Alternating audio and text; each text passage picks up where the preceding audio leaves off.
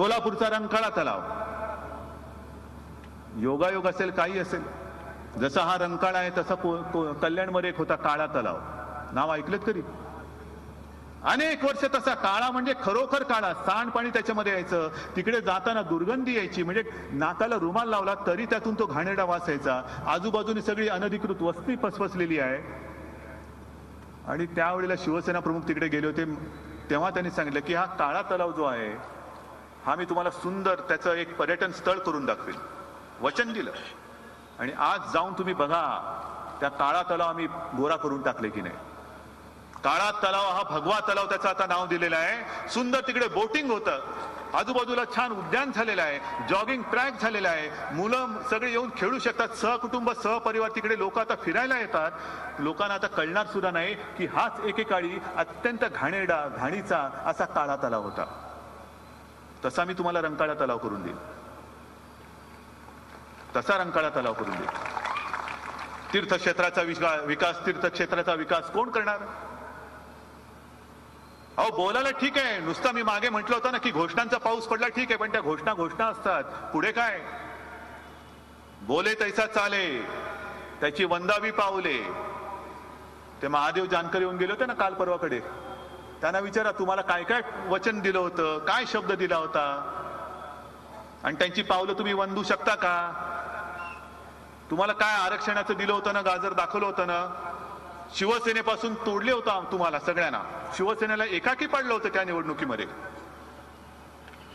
सगळे मित्र होते ते बरोबर घेतले, धनगरांना आरक्षण देऊ, तुम्हाला हे देऊ, तुम्हाला ते देऊ. तरी आज सगळे सरकार येऊन वर्ष झालं बोंबलतायत, आरक्षणाचा पत्ताच नाही. मंत्रिपद देऊ, मंत्रिपदाचा पत्ता नाही. ती सगळी लोक आणि सगळ्या ज्या काही थापा आहेत त्या त्यांना नाही देऊ शकत. तुम्हाला सांगितलेल्या गोष्टी ते पूर्ण करू शकतील? पूर्ण करू शकतील? वाईट एका गोष्टीचं वाटतं की अरे गेली 25 वर्ष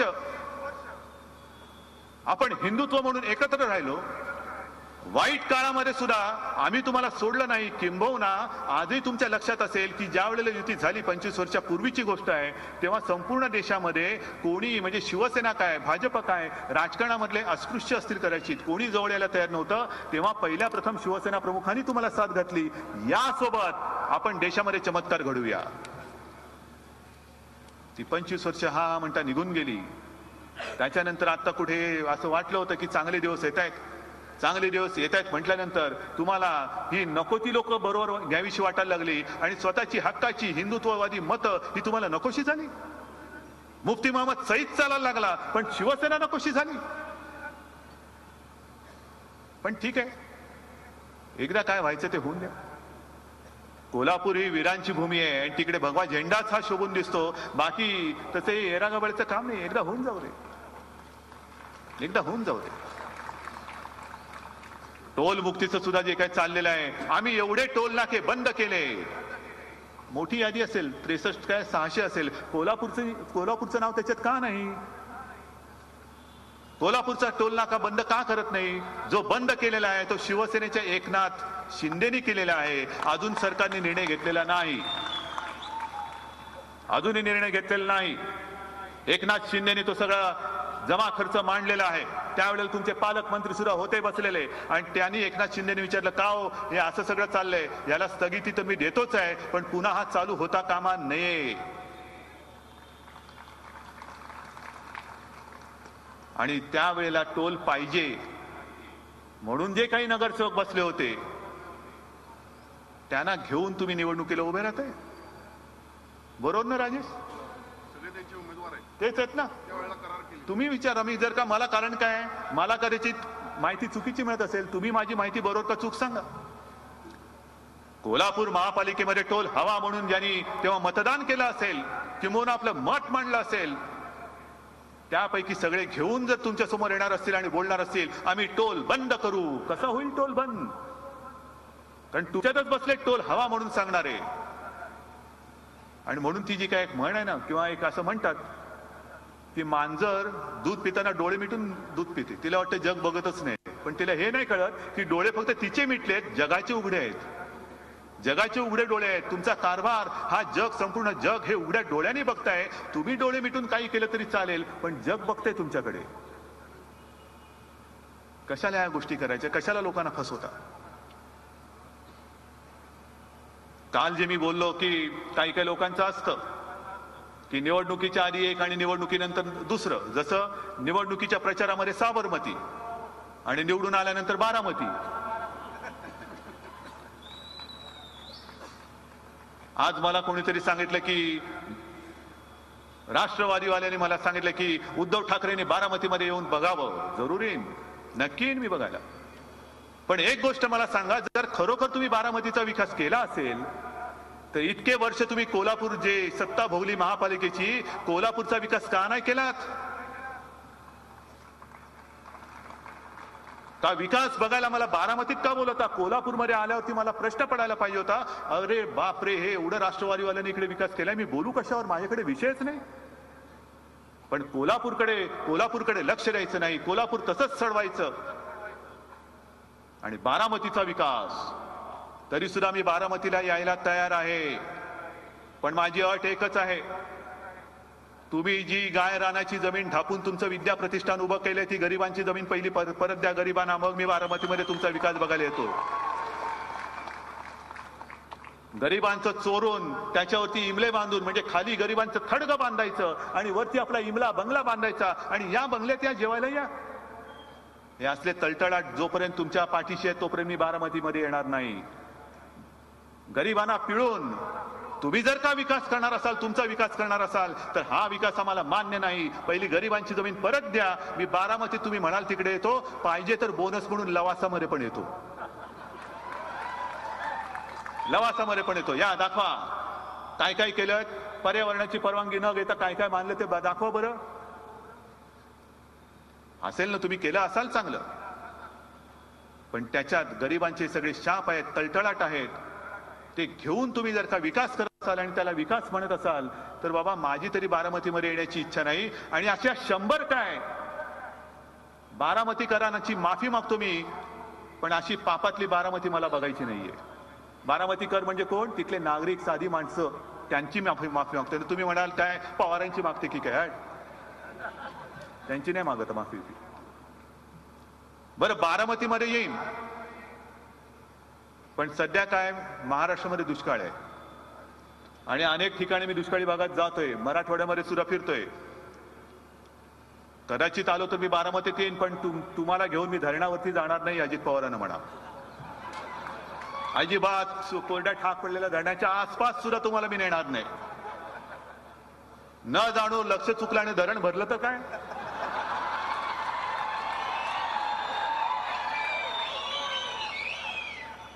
तर हे असं काही भानगडी मला करायच्या नाहीये. बरं तर बरं, इतके वर्ष आणि सत्ता भोगली, म्हणजे ज्या वेळेला आपण सगळेजण शेतकऱ्यांची कर्जमुक्ती झाली पाहिजे म्हणून मोठे मेळावे घेत होतो, तेव्हा कृषी मंत्री होते शरद पवार. आणि तेव्हा शरद पवार आम्हाला काय सांगत होते? एका कार्यक्रमामध्ये मुद्दामून सांगतो, आनंदराव अडसुळांचा कार्यक्रम होता, छोटासा कार्यक्रम होता बँकेचा, आणि योगायोगाने त्यांनाही बोलवलं, मलाही बोलवलं. कोणतरी ते लागत असतील त्यांच्या खात्याचे, बँकेचे वगैरे वगैरे. आता मिळाले संधी तर सोडा कशाला. मी सगळ्यांसमोर सांगितलं, म्हटलं पवार साहेब भेटलात बरं झालं. सगळ्यांच्या समोर सांगतो की कृपा करून आपण कृषी मंत्री आहात, महाराष्ट्रातल्या शेतकऱ्यांची हालत फार वाईट आहे, त्यांना तुम्ही कर्जमुक्त करा. आणि माझ्यानंतर पवार साहेब उठले बोलायला. मला वाटलं हे घोषणा करतील, पण त्यांनी काय केलं? अभ्यास. आपला अभ्यास नसतो बाबा, पण यांचा अभ्यास भलताच.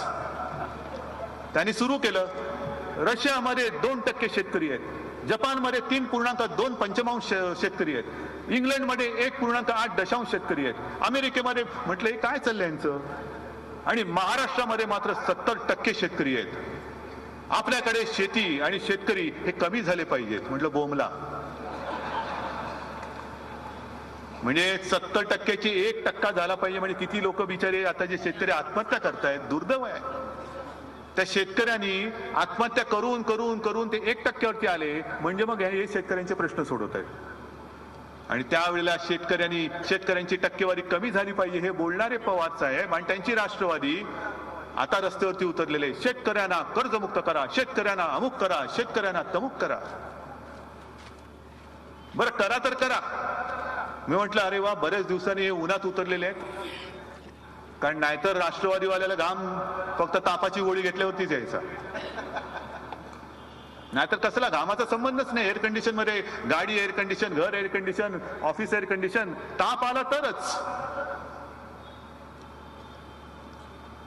पण हे रस्त्यावरती उतरले सगळे, यांचे प्रदेशाध्यक्ष, हे अध्यक्ष, ते अध्यक्ष, गल्ली अध्यक्ष, काय आणखीन कसले कसले अध्यक्ष असतील ते सगळे अध्यक्ष रस्त्यावरती उतरले. म्हटलं पवार साहेब कुठे आहेत, अजित पवार कुठे आहेत, तटकरे कुठे आहेत? तर अजित पवार आणि तटकरे मुंबईमध्ये तिकडनं मार्गदर्शन करतायत शेतकऱ्यांना. कारण संपूर्ण मराठवाडा मोठा आहे, मार्गदर्शन कोण करणार? म्हणून हे हल्ली काय संपूर्ण एवढं सगळं अद्ययावत झालेलं आहे की मुंबईत एअर कंडिशन ऑफिसमध्ये बसून हे रस्त्यावरती उतरलेल्या कार्यकर्त्यांना मार्गदर्शन करतायत.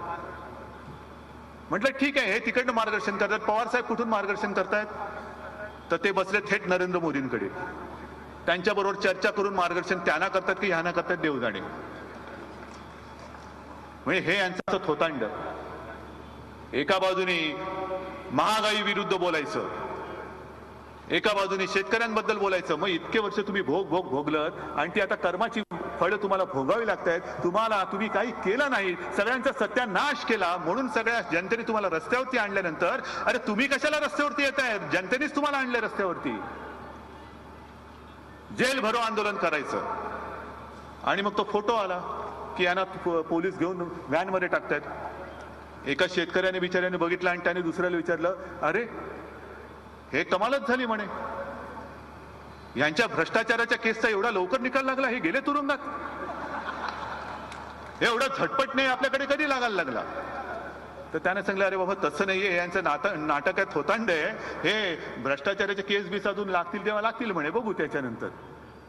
पण अशी सगळी अवलाद आणि ही पुन्हा तुमच्या समोर मतं मागायला येते निर्लज्जपणाने. तुम्ही देणार आहात का मतं त्यांना? देणार आहात मतं? आणि मगाशी जे मी तुम्हाला सांगितलं की चंद्रकांत दादा पाटील खरंच त्यावेळेला बोलले, चांगलं बोलले. ह्याचं कारण का की गुन्हेगार आणि पोलीस यांचं संगनमत आहे, गुन्हेगार कसे पलटायत हे सगळं बरोबर आहे. पण पोलिसांनी तरी दुसरं काय करायचं? कारण ज्या वेळेला तुमच्यासारखा मर्द शिवसैनिक पाकिस्तानी पाकड्यांच्या समोर उभा राहतो, त्यावेळेला त्याचा बंदोबस्त करायला जर काही पोलिसांचं बळ वापरणार असतील तर खरे गुन्हेगार पळणार नाही तर काय करणार? ती जी लहानपणी एक कविता आपण शिकलो होतो शिवरायाची, बाल शिवाजीची, ती खबरदार जर टाच मारुनी.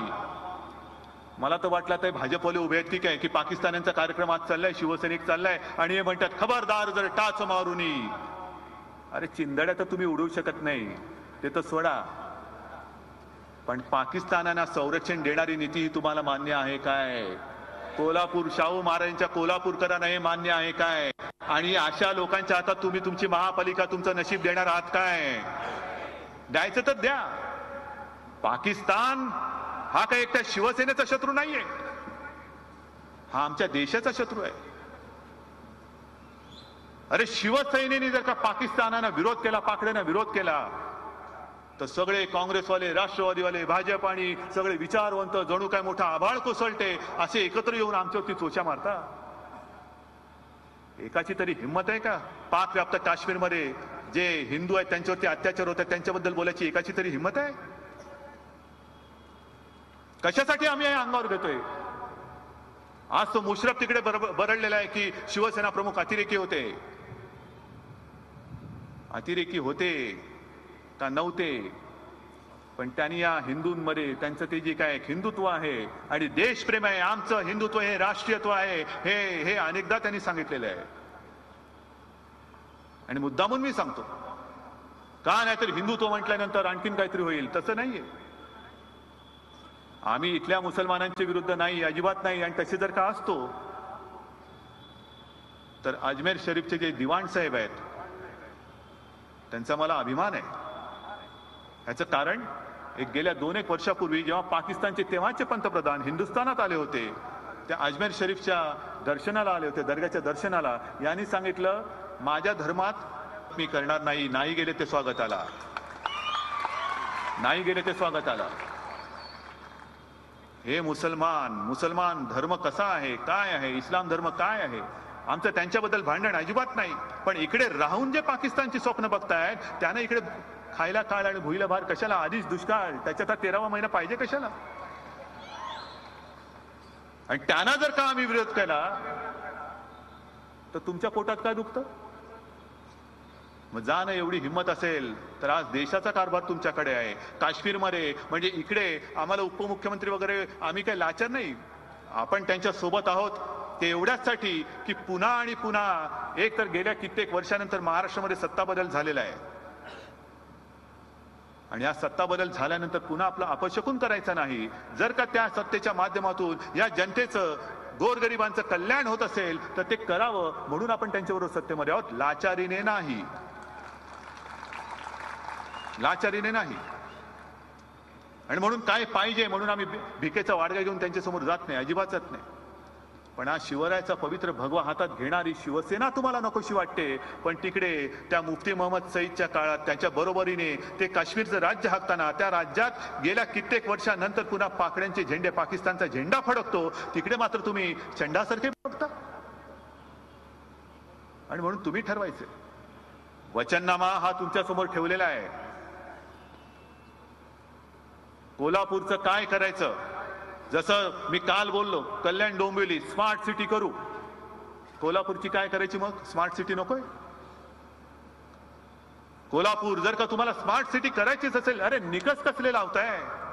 करा ना, संपूर्ण राज्य सुजलाम सुफलाम करा. कोणत्याही राज्यामध्ये ह्याच्यात निकष त्याचा निकष कशाला? सगळी शहरं ही अशी स्मार्ट झाली पाहिजे की माझं अख्खं राज्य हे स्मार्ट राज्य म्हणून देशात नव्हे जगामध्ये उदयाला आलं पाहिजे. हा शिवप्रभूचा महाराष्ट्र आहे. शाहू फुले आंबेडकर ही नावं घ्यायची आणि मग त्याच्यामध्ये भेदभाव कशाला? कशाला निकष लावताय? हे एवढं इकडे पाहिजे, तेवढं तिकडे पाहिजे. आणि मग तसंच जर का करायचं असेल तर कल्याण डोंबिवलीमध्ये सुद्धा गेले 20 वर्ष आमची सत्ता आहे. ते जर का निकष, त्या निकषाला ते जर का शहर आलं नसतं तर तुम्ही स्मार्ट सिटीत घेतलं नसतं. म्हणजे तुम्ही मान्य करता आहात, आता तिकडेही तुमची आमची युती नसली तरी, की शिवसेनेने तिकडे काम केलेलं आहे म्हणून आम्ही त्याचा निकषाप्रमाणे त्याच्यात स्मार्ट सिटीमध्ये समावेश केलेला आहे. मी तुम्हाला एकच सांगतोय की ही सगळी निवडणुकीची रात्र थोडी सोंगफार, मी तुमच्याकडे सोंग घेऊन आलेलो नाही. ते मला माझ्या वडिलांनी शिकवलेलं नाही, माझ्या आजोबांनी शिकवलेलं नाही. जे करू शकेन तेच बोलेन आणि जे बोलेन ते मी करून दाखवेन. जी वचनं विधानसभेच्या वेळेला मी तुम्हाला दिली होती, नाही दिली तुम्ही मला पूर्ण सत्ता. म्हणजे कोल्हापूरकरांनी आमदार निवडून दिले पण शिवसेनेची सत्ता आली नाही. जी काही अर्धी मुर्दी सत्ता आली, मी काय खुटखुट नाही करत बसलोय सरकार कसं पाडायचं, मानचं मुख्यमंत्री कसं येईल, नाही. हा जळफळाट नाही. जी सत्ता मिळाली त्या सत्तेमध्ये सुद्धा काम कसं चांगलं होईल, कारण शेवटी आम्ही तुम्हाला बांधील आहोत, सत्तेला बांधील नाही. मी कधीही जे माझ्या आजोबांनी शिकवलेलं आहे, जे माझ्या वडिलांनी शिकवलेलं आहे, कधी पण जनतेसमोर जाशील तर ताठ मानेने जा. त्याच्या नजरेला नजर भिडून बोलण्याची हिंमत तुझ्यात असली पाहिजे. ती हिंमत आहे म्हणून आणि म्हणून मी तुमच्या समोर येतोय. हे जे का आता चाललेलं आहे इकडे, एका बाजूला काय मुद्दा म्हणून मी पेपर घेऊन आलोय, सत्तेची चावी द्या तिजोरी भरू. कोणाची? तुमची का स्वतःची? जनतेची की स्वतःची? पण गंमत अशी आहे, सत्तेची चावी द्या तिजोरी भरू, बरोबर आहे. त्याच्यात खाली दुसरी बातमी आहे, सरकार कर्जाच्या काय खाईत. हा पेपर उघडला तर दोन्ही बातम्या दिसतील. वरती तिजोरी भरतायत आणि खाली तिजोरी रिकामी. नेमकं काय? म्हणजे स्वतः कसला कारभार करतोय, स्वतःच्या तिजोरीत आहे काय याची कल्पना नाही. दणादण बोलत सुटायचं, दणादण बोलत सुटायचं. का? कारण निवडणुकीत मत मिळालं का 5 वर्ष कोण बोंबलायला येते तुमच्या समोर. आणि जर का आलो आणि तुम्ही माझ्या गाडी समोर आलात तर पोलीस आहेत ना तुम्हाला तुमचा समाचार घ्यायला. 5 वर्षानंतरचं 5 वर्षानंतर बघू, तसं नाही. ही अवलाद शिवसेनेची नाही, अजिबात नाही. जर मी तुम्हाला दिलेलं वचन पूर्ण करू शकलो नाही तर मी तुमच्या कोल्हापूरमध्ये पुन्हा येऊ शकणार नाही, एवढी लाज लज्जा मला आहे. आणि एक मला माहिती आहे की कोल्हापूर हे शाहू महाराजांचं तर आहेच, करवीर निवासिनी, तिला सुद्धा मी साकडं घालतोय. जसं मी विधानसभेच्या वेळेला निवडणुकीच्या आधी तिच्या दर्शनाला गेलो नव्हतो, पण गेलो तो विजयी मिरवणूक घेऊन गेलो, माझे 6 आमदार घेऊन गेलो. तसं आज तुमच्या सगळ्यांच्या साक्षीने सांगतोय मी पुन्हा कोल्हापूरमध्ये येणार आहे. आणि त्यावेळेला तुमच्या सगळ्यांच्या आशीर्वादाने, तिच्या आशीर्वादाने शिवसेनेचा महापूर घेऊन तिच्या दर्शनाला जाणार आहे. शिवसेनेचा महापूर घेऊन जाईन. अरे बघा एकदा काय कारभार म्हणजे काय असतो तो बघा एकदा शिवसेनेच्या हातामध्ये. आणि मी म्हणतो काय की आता खुटखुट करत बसायचं नाही, आमचं कसं होणार सर, आता कोणाबरोबर युती नाही कोणावर. अरे नाही रे बाबा, संकटाच्या छाताडावरती चालून जा. हे जे काय आमच्यामध्ये बाळकडू शिकवलेलं आहे ना, हे संकट नाही आहे, त्याच्या छाताडावरती चालून जाऊन त्याच्या छाताडावरती भगवा रोवण्याची हिंमत माझ्या शिवसैनिकामध्ये. आणि उलट संधी आहे, हे काय संकट नाहीये. काँग्रेस आणि राष्ट्रवादीला यांचा सगळा कर्मदरिद्री कारभार तुमच्या समोर आहे. तुमच्या महापौरांना कशासाठी पाय उतार व्हावं लागलं होतं तेही तुम्हाला माहिती आहे. पण अशा पूर्णपणे भ्रष्टाचाराने बरबटल्या ना, अरे ज्यांना आपण सत्तेवरनं राज्यातून घालून दिलं त्यांना पुन्हा तुमचं कोल्हापूरचं नशीब म्हणजे तुमचं नशीब फोडायला तुम्ही सत्ता देणार आहात. काँग्रेसच्या हातामध्ये तुमचं कोल्हापूर देणार आहात, राष्ट्रवादीच्या हातामध्ये तुमचं कोल्हापूर देणार आहात. आज जे सगळे फिरतायत त्यांना म्हणा, अहो बारामतीची एवढी तारीफ चाललेली आहे, का त्यातले एक एवढं तरी माझ्या कोल्हापूरमध्ये तुम्ही का करू शकला नाहीत? सगळ्या गल्लीपासून दिल्लीपर्यंत काँग्रेस आणि राष्ट्रवादीच्या हातामध्ये सत्ता होती ना. झी 24 तास रहा एक पाऊल पुढे.